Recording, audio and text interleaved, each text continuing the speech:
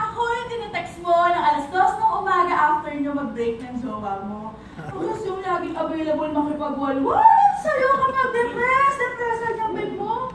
Aketya, bang ang takbuhan mo kapag wala ka ng maintindihan, kapag wala ka ng makapitan. Hindi mo ang rom-com nang wala ako.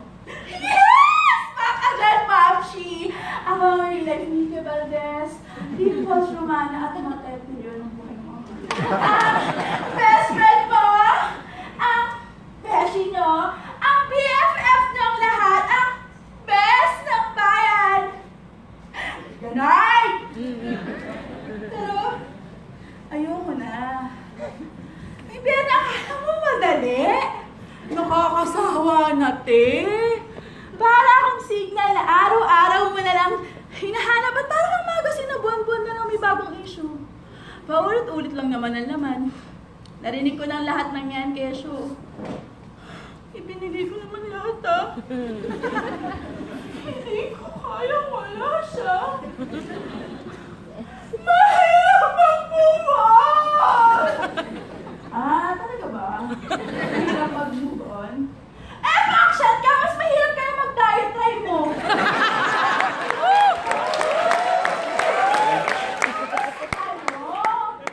Advice lang sa'yo, as if naman nakikinig ka. As if naman nagigets mo talaga. As if naman na susundin mo next week lang uulitin mo na naman lahat ng yan eh.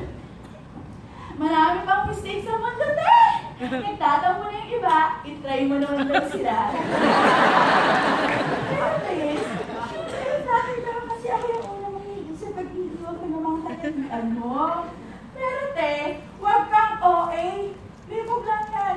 Wala yan sa bituka. Tsaka, sa panahon ngayon, mas importante ang matinong internet kesa sa matinong love life. Sa buhay din naman ako. Paano wala pero mayroon.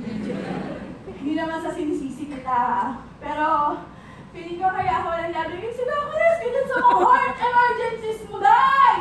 Na, to be honest, aminin mo. Kaya maka-offend ha. Pero feeling ko minsan, gawa-gawa mo na lang. Pero hindi naman dito sa akin kung single ako. Eh, ganun naman yun, di ba? Pero sino pa yung walang love life? Sino pa yung mahilig mag-advise?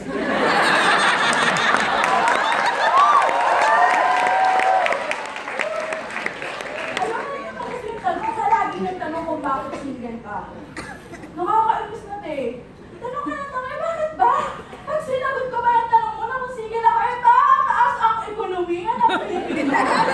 Sumawa ko na, sige na. Ikaw na laging may love life. Ang ganda-ganda ko eh. Pero, huwag mo naman ako laging pinipressure. Pinatry ko naman eh. Inulog ko na nga lahat ng kutsara sa bahay, pero kahit isa ko na wala ko na. Buti ba yung dami mo? Ibang flowers pa.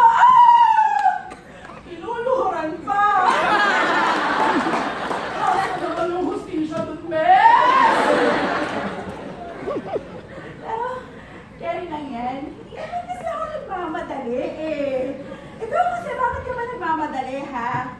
Hindi ko yung problem ko kung pagmalating ni Pag natin madaliin ang tuna, bes! Willing ko ito! Eh, yung diaper nga ng chicken, o maabi akong hintay ng 5 minutes sa akin sa lahat. Eh, which is ako bumili ba ba? Eh, wala pa kaya? Willing to wait to that!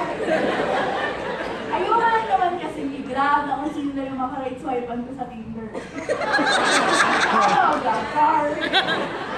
Ang cheap kaya! May standards din naman ako kahit pa ba, no? Basta yung mukhang mabango, mabuting tao. At higit sa lahat, hindi working sa Krusty Krabs at dyan sa puso mo. Pero ang pinakamanang ng best! Ang dami kasi nila. Tsaka ano ba? Ang dami na yung benefits ng nagiging single. Di ba, bes? Ano? Ano?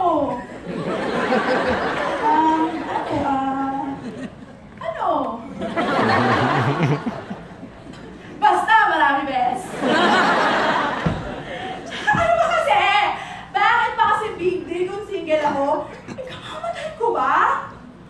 Ano ba? Nasa Article 3, Section 8 ba ng 1987 Philippine Constitution na kapag single ka, hindi ka na pwedeng lumabas ng bahay? Na kapag single ka, may curfew agad? Na kapag single ka, bakit agad? Bakit? Lahat ba ng taken na yan magaganda?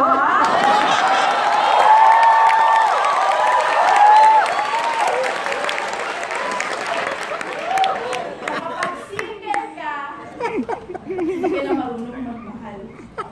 Eh, shoot! Ang inaweste! Tandaan mo! Being single doesn't mean... Didn't mean? Don't mean. Oh my gosh! I'm sorry!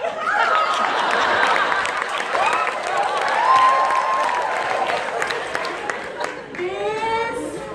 Binigyan sa gabi. Wait. Being single doesn't mean you know nothing about love. Sometimes, being single is wiser than being in a false relationship. Pak! Ganun! Pak! Ganun! Kaya, bes! Bes, hindi magka-issue ka na naman dyan sa heart mo. Kasi ka din naman yung feelings ko. Oo, kailangan mo ng supporting character dyan sa rom-com. At feeling naman ako nag-love yung role. Pero, may sarili din naman akong kwento.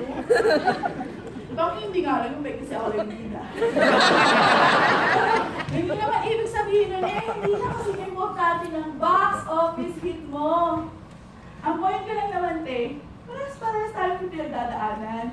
At hindi umiikot ang mundo dyan sa love life mo. Kaya, hini naman sa pag-i-emote. O, ayan. Tapos na moment ko. Assurance, balik na naman tayo sa'yo. Bakit ka na ulit? Back to you, best!